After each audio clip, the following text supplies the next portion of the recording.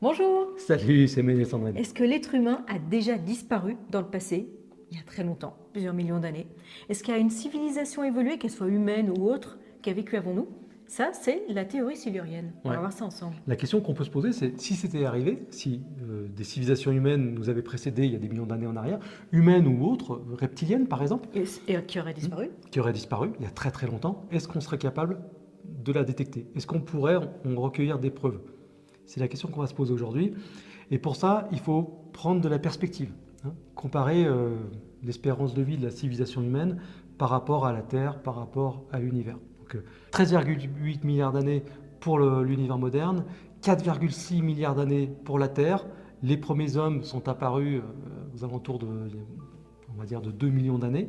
Et l'Homo sapiens, si on écoute le journal du CNRS, aux dernières publications, 200 000, 300 000 ans. Ouais, il n'y a pas si longtemps que ça, on nous donnait des durées beaucoup plus courtes. Après, les civilisations susceptibles de laisser des traces sous forme de construction, d'artefacts, etc., c'est quelques milliers d'années. Et puis, la civilisation moderne, ça se discute, on va dire 200 ans. Ouais, moi je dirais 200 ans. Donc, entre les 2 millions d'années pour les premiers hommes et puis les 4,6 milliards d'années pour la création de la Terre, il peut y avoir des civilisations qui seraient apparues il y a 50 millions d'années, par exemple. Oui, on va prendre une date pendant laquelle la Terre n'est pas juste recouverte de volcans. Il faut qu'il y ait de la végétation, il faut qu'il y ait des animaux, il faut qu'elle soit vivable. Alors pourquoi est-ce qu'on prend 55 millions d'années? C'est parce qu'il y a eu un réchauffement climatique à ce moment-là. Et on se dit, peut-être qu'il y a quelque chose, qu'il y aura peut-être une civilisation à ce moment-là. Puis aussi, c'est la théorie silurienne, c'est Doctor Who. Ouais. Aussi. Je ne sais pas si vous connaissez la série télé Doctor Who, où à un moment donné, dans un des épisodes, il y a des siluriens. Je crois que c'est des reptiliens. Hein. C'est Doctor Who va dans le passé et va rencontrer une civilisation qui, là, pour cet exemple-là, date d'il y a 65 millions d'années et il rencontre une civilisation d'êtres proches des reptiliens. Et ce seraient les siluriens. Voilà. C'est pour ça que les scientifiques ont choisi ce nom-là. Petit clin d'œil à Doctor Who. Après, il y a deux scientifiques, donc l'hypothèse silurienne, inspirée de Doctor Who, prend comme exemple 55 millions d'années, parce qu'il y a 55 millions d'années, il y a eu un petit réchauffement climatique. Et ces deux scientifiques qui sont à l'origine de cette hypothèse silurienne, en 2018, donc c'est Adam Frank, qui était astrophysicien, et Gavin Schmidt, climatologue, affilié à la NASA. Oui, il travaille dans un laboratoire qui appartient à la NASA, donc c'est indirectement un employé de la NASA. Alors il y en a un des deux qui est venu voir son pote, ils ont discuté dans le bureau, il y en a un qui a dit, dis donc, s'il y avait une civilisation, il y a de ça 55, 65 millions d'années, on va dire 55 parce que tu as vu, il y a eu un réchauffement climatique en 55 millions d'années. Ouais. Et s'il y avait une civilisation super évoluée qui avait fait comme nous, qui avait provoqué un réchauffement climatique, est-ce qu'on serait en mesure de trouver des traces? Dans une vidéo précédente, on vous a parlé de l'Anthropocène. On vous a dit que l'être humain, on vous mettra un lien d'ailleurs sous la vidéo vers cette vidéo-là, vers la vidéo sur l'Anthropocène. On vous a dit qu'aujourd'hui, depuis début 2024, l'être humain rentre dans une nouvelle ère géologique, une ère géologique de l'être humain, l'Anthropocène.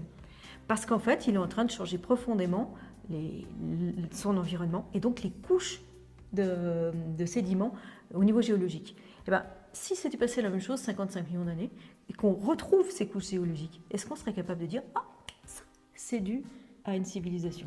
Donc ils se sont posé la question, ils ont réfléchi de manière très très rigoureuse là-dessus, ils ont fait des publications sur le sujet. Alors ce sont quand même des scientifiques qui font partie de l'establishment, ils ont une réputation, ils ont une carrière, etc. Donc ils y vont quand même avec des pincettes, ils disent on va se poser la question, on va investir de l'argent pour réfléchir au sujet, mais on est sûr que ça n'est pas arrivé, mais on va quand même se poser la question. C'est ça, ils vont dire attendez, on ne vous dit pas qu'on croit aux reptiliens qui nous ont précédés, mais par contre, et s'ils avaient vécu, est-ce qu'on pourrait trouver des traces? Donc ça c'est assez symptomatique des scientifiques qui se posent des questions sur des... mais qui vont tout doucement, qui marchent sur des œufs. Des trucs comme ça, sur les civilisations antérieures. Ils y vont sur des œufs, ils disent voilà, ça nous intéresse vraiment, on va y passer du temps, mais on n'est pas des uluberlus, on n'y croit pas. Quoi. Voilà. Parce que s'ils l'avouent, ils se font virer, ils n'ont plus de budget et puis ils se retrouvent dans une cave. Quoi. Ils ne nous ont pas convaincus, hein. On pense qu'ils y croient, on pense qu'ils y croient clairement. Alors, ils se posent la question de est-ce qu'on serait capable? Parce qu'en fait, 55 millions d'années, c'est très très long. Hein. Il n'y a pas de vestiges, il n'y a pas de routes, de villes, de statues qui résistent même de manière très dégradée à cette échelle de temps. Non, en millions d'années, tout se transforme en poussière. C'est-à-dire que la locomotive qu'on croit indestructible est transformée en poussière, la statue est transformée en poussière, le building en béton armé est transformé en poussière, même les microplastiques ont été digérés, n'existent plus, on ne peut plus les retrouver. Les microplastiques qui aujourd'hui polluent les océans, ou qu'on va retrouver probablement dans les couches de l'Anthropocène, même si les publications n'en ont pas parlé, ça existe en années, en décennies, en siècles, peut-être en milliers d'années, mais en millions d'années, le plastique, ça n'existe pas. Ça redevient du carbone et l'hydrogène. Et ce qui va rester en millions d'années, c'est les fossiles. Mais les fossiles, c'est extrêmement rare. C'est un phénomène extrêmement rare, la fossilisation. Oui, la fossilisation, parce que c'est la première réaction probablement qu'on va avoir dans les commentaires. Les gens qui vont nous dire, oui, mais on a bien des fossiles d'ammonites qui ont 300 millions d'années, ou des fossiles de dinosaures qui ont 80 millions d'années. Oui, mais c'est un phénomène ultra minoritaire et tous les fossiles qu'on a récoltés sont des fossiles qui ont été récoltés déjà sur toute la surface de la Terre et dans toutes les couches géologiques, c'est-à-dire depuis la création de la Terre jusqu'à maintenant. Donc il suffit qu'on n'ait pas eu la chance de tomber sur un fossile, soit d'un ancien humain d'il y a 55 millions d'années, si ce sont des humains, soit alors d'autres espèces comme par exemple ces reptiles comme ils disent, on ne sait pas qu'ils ont existé. Aujourd'hui, il y a plein d'espèces qui ont existé, qui ont probablement existé, dont on ne connaît pas l'existence parce qu'on n'en a retrouvé aucun fossile. Et d'ailleurs, régulièrement, vous voyez passer des nouvelles publications comme quoi on a retrouvé un ancêtre de l'être humain qui date de 2 millions d'années, donc on n'avait pas encore identifié, parce que c'est la première fois qu'on retrouve un petit morceau d'os comme ça qui permet d'identifier. Voilà. Donc, la fossilisation, c'est un phénomène ultra minoritaire. On ne peut pas compter dessus pour identifier une civilisation. Ensuite, il y a un autre point dont il faut tenir compte, c'est qu'en millions d'années, la surface du sol change. La surface affleurante de la Terre, par rapport à il y a 55 millions d'années, elle est ultra minoritaire. L'immense majorité de la surface affleurante a changé.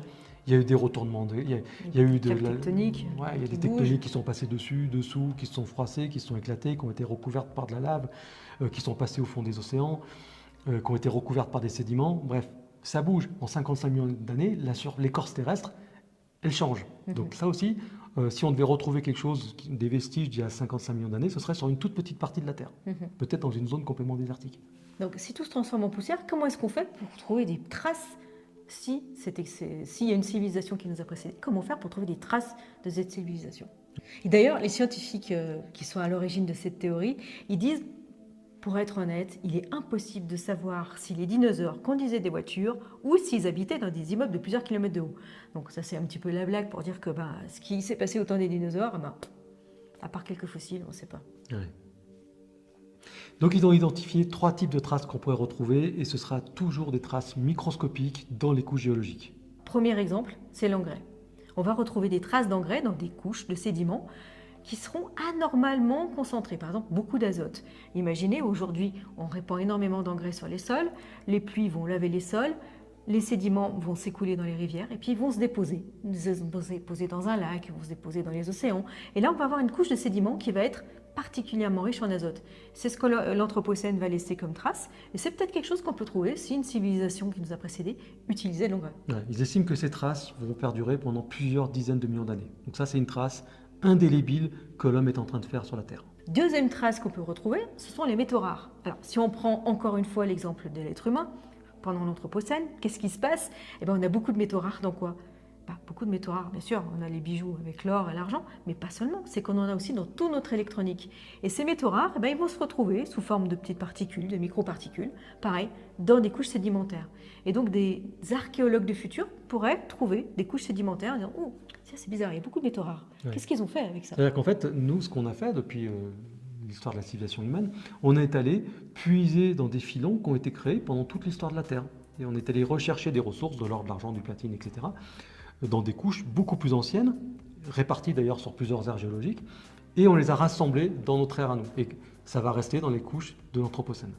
Par contre, ça ne va pas suffire, parce que si vous vous souvenez bien, il y a une théorie qui est quand même très bien admise, qui dit que les dinosaures, par exemple, ont disparu du fait de la tombée d'un astéroïde qui a fait un énorme cratère qu'on a retrouvé, et on retrouve des poussières. Il pourrait très bien y avoir dans ces poussières beaucoup de métaux rares. Et on va dire, il y avait beaucoup de métaux rares, mais ça ne veut pas forcément dire que c'était une civilisation antérieure qui a utilisé des métaux rares. Ça peut être tout simplement la météorite qui était très chargée en métaux rares. Donc en fait, c'est difficile d'interpréter, c'est-à-dire que les métaux rares en eux-mêmes, tout seuls, ne suffisent pas. Ouais. D'ailleurs, l'astéroïde qui a percuté la Terre et qui a fait disparaître les dinosaures, ça pourrait très bien être une grosse explosion nucléaire. Ouais.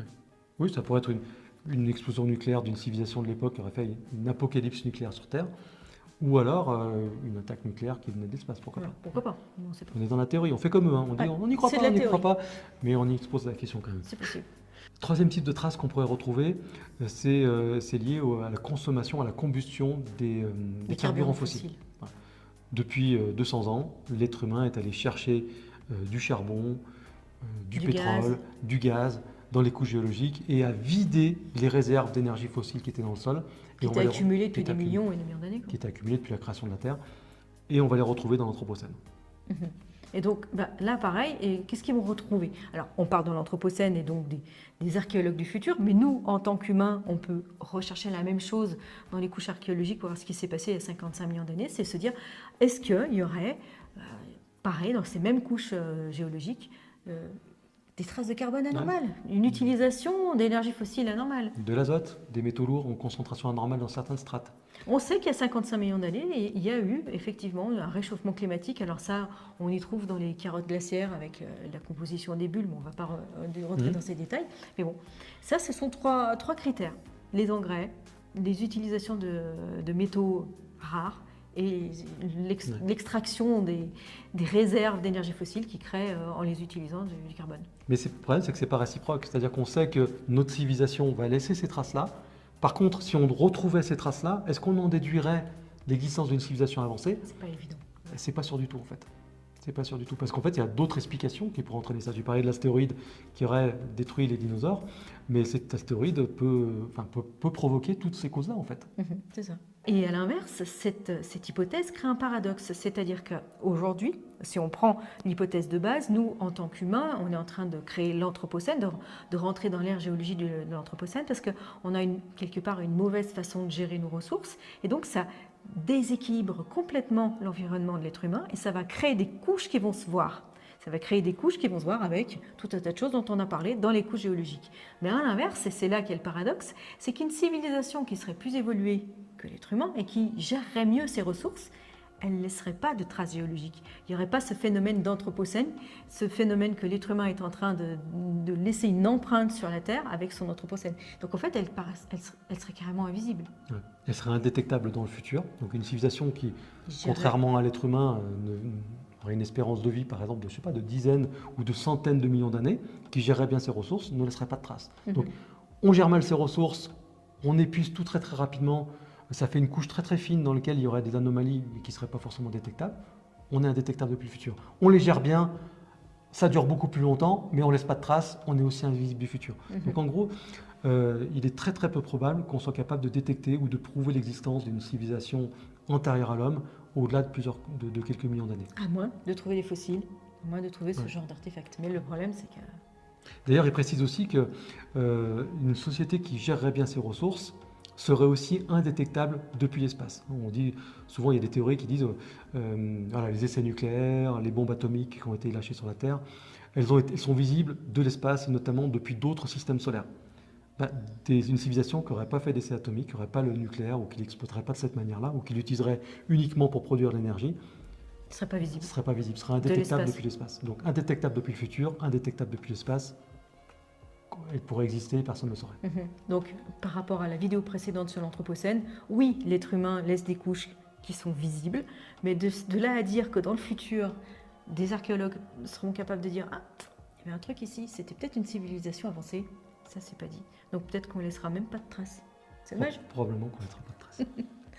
On vous dit à bientôt dans une prochaine vidéo. Mettez-nous un pouce, abonnez-vous à la chaîne, mettez-nous un commentaire pour nous dire ce que vous en pensez. Puis on se dit à bientôt dans une prochaine vidéo. À bientôt, salut. Bye. Salut.